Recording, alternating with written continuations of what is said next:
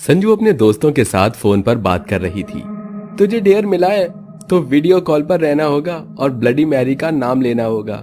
हाँ हाँ मुझे पता है। थोड़ी देर बाद संजू अपने दोस्तों के साथ वीडियो कॉल पर आती है और अपने हाथ में एक कैंडल लिए घर की सारी लाइट्स ऑफ कर शीशे के सामने खड़ी होकर ब्लडी मैरी का 3 बार नाम लेती है। लेकिन 40 सेकंड्स तक कोई हलचल नहीं हुई। अगले 40 सेकंड के बाद वो शीशे में से एक भयानक चुड़ैल संजू के सामने आती है।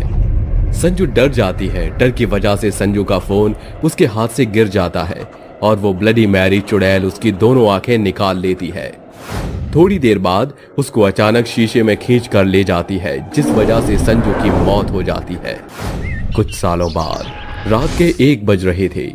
रीमा अपने कुछ दोस्तों के साथ पिकनिक पर जा रही थी कि तभी उनकी कार खराब हो जाती है। ओह गॉड, ये कार भी अभी खराब हो गई और ऊपर से मौसम भी ठीक नहीं लग रहा।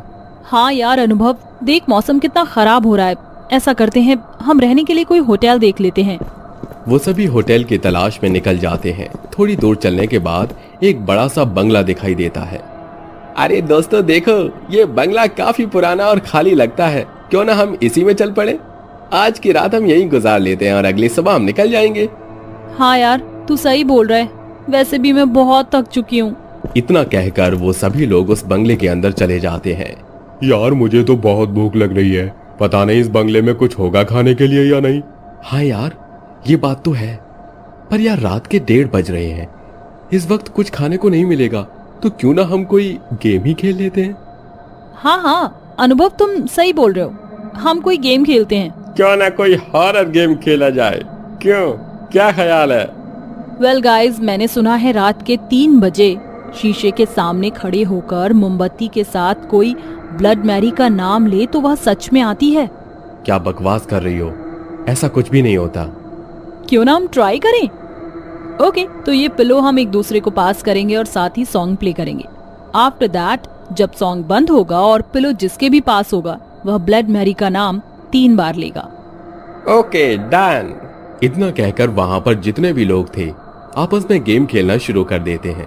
आखिर में वो तकिया रीमा के पास जाता है और ये देख अनुभव बोलता है, तो मिस रीमा ये काम सबसे पहले आप करेंगी। या I know, now I am going. रात के 3 बज रहे थे। सीमा मोमबत्ती लेकर शीशे के सामने खड़ी हो जाती है और 3 बार ब्लडी मैरी का नाम लेती है। Bloody Mary, bloody Mary, bloody Mary. लेकिन उसको कुछ भी महसूस नहीं हुआ और रीमा चिल्लाते हुए बोलती है, हे गाइस देखो, ये सिर्फ फालतू की बकवास है। ब्लडी मैरी कहने से कोई भी चुड़ैल नहीं आती है। वो इतना बोल ही रही होती है कि इतने में उस बंगले की लाइट चली जाती है। जैसे ही लाइट जाती है कि रीमा थोड़ी चौंक जाती है। उसके बाद रीमा को किसी के हंसने की आवाज आती है। आवाज सुनते ही रीमा दरवाजे की तरफ भागती है कि तभी शीशे में से चुड़ैल निकलकर रीमा के सामने आ जाती है।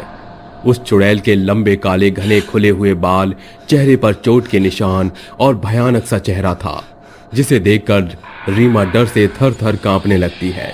वो चिल्लाना तो चाहती थी लेकिन उसके मुंह से आवाज नहीं निकल रही थी।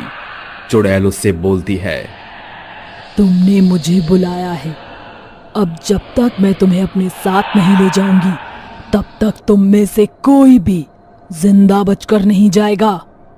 इतना कहते ही वो ब्लडी मैरी रीमा की दोनों आंखें निकाल लेती है और उसको मार देती है। रीमा को मारने के बाद ब्लडी मैरी रीमा का पैर पकड़कर खींचकर शीशे के अंदर ले जाती है। यार रीमा अभी तक नहीं आई, मुझे उसकी चिंता हो रही है। अनुभव अपने दोस्तों से बोल ही रहा होता है कि तभी दरवाजे पर किसी के खटखटाने की आवाज आने लगती है। अरे इतनी रात को दरवाजा कौन पीट रहा है, और वो भी इतनी भयानक तरीके से। निशा बोल ही रही होती है कि दरवाजे पीटने की आवाज और ज्यादा होने लगती है। थोड़ी देर बाद निशा दरवाजे के पास पहुंचती है कि तभी पीछे से राज बोलता है, निशा रुको, सीमा का कोई अता पता नहीं है और इतनी रात को कोई इतनी तेज तेज दरवाजा पीट रहा है। हमें इस दरवाजे को नहीं खोलना चाहिए। यार अनुभव, कहीं ऐसा तो नहीं कि वह ब्लडी मैरी सच में आ गई हो। यार अगर वो चुड़ैल आती तो हमें भी तो दिखती ना। सभी दोस्त आपस में बात कर रहे होते हैं कि पीछे से किसी के हंसने की आवाज आती है। आवाज सुनकर सभी डर जाते हैं। ब्लडी मैरी आ चुकी है। मुझे पता है कि वो अब हम में से किसी को भी नहीं छोड़ेगी। मैं तो तुम्हें शुरू से ये बात कह रही थी कि ये कहानी सच्ची है। पर इसकी कहानी है क्या? ब्लडी मैरी इंग्लैंड की एक रानी थी। ऐसा कहा जाता है कि इंग्लैंड की रानी की अगर कोई बात नहीं मानता था तो रानी उन लोगों को जिंदा जलाकर मार दिया करती थी और वो लोगों के खून से नहाया करती थी। उसका मानना था कि खून से नहाने से इंसान काफी जवान और सुंदर दिखाई देता है। कुछ अरसे बाद इंग्लैंड की रानी ने शादी कर ली और अगले कुछ सालों बाद उसे मां बनने की खबर मिली। लेकिन जब उसकी डिलीवरी का टाइम आया तो पता चला कि उसके पेट में कोई बच्चा था ही नहीं।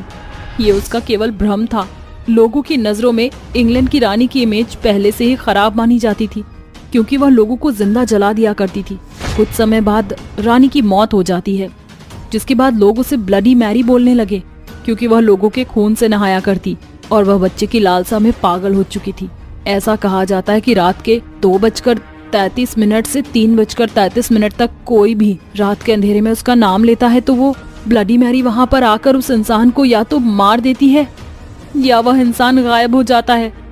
पर अब इससे बचने का उपाय हम कहां से ढूंढें? इससे बचने का कोई भी उपाय नहीं है क्योंकि ब्लडी मैरी को बुलाया तो जा सकता है लेकिन उसे वापस नहीं भेजा जा सकता। वो अपनी मर्जी से ही जाएगी। जब तक वह इंसानों को मार नहीं देती तब तक वो उसका पीछा नहीं छोड़ती। सभी आपस में बात कर रहे होते हैं कि तभी वहां पर ब्लडी मैरी उनके सामने हवा में उड़ती हुई आ जाती है और चीख चीख कर हंसने लगती है। और देखते ही देखते वो पहले तो अर्नव के पास आती है और उसका पैर खींचकर शीशे के सामने ले जाती है और उसकी दोनों आंखें निकाल लेती है और हंसते हुए बोलती है, अब यहाँ से कोई भी नहीं जाएगा। तुम लोगों ने मुझे बुलाकर अपने पैरों पर खुद ही कुल्हाड़ी मारी है। You will dead soon।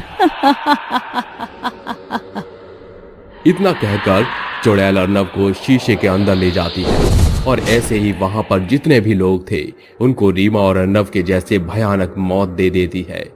वो सभी लोग अब मर चुके थे लेकिन उनमें से एक वैभव नाम का लड़का जिंदा रह गया।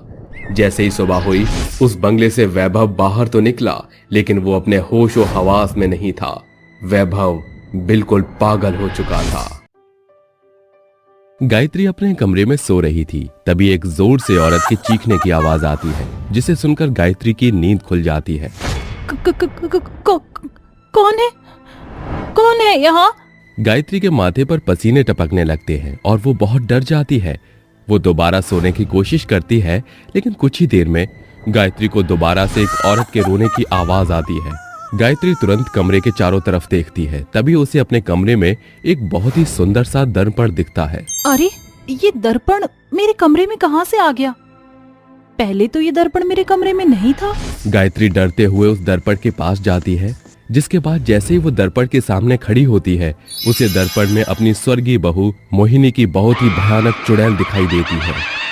क्यों माँ जी, क्यों मेरे साथ आपने ऐसा किया? क्या काली होना कोई पाप है? ऊपर वाले ने केवल 2 रंग बनाए हैं, एक गोरा और काला।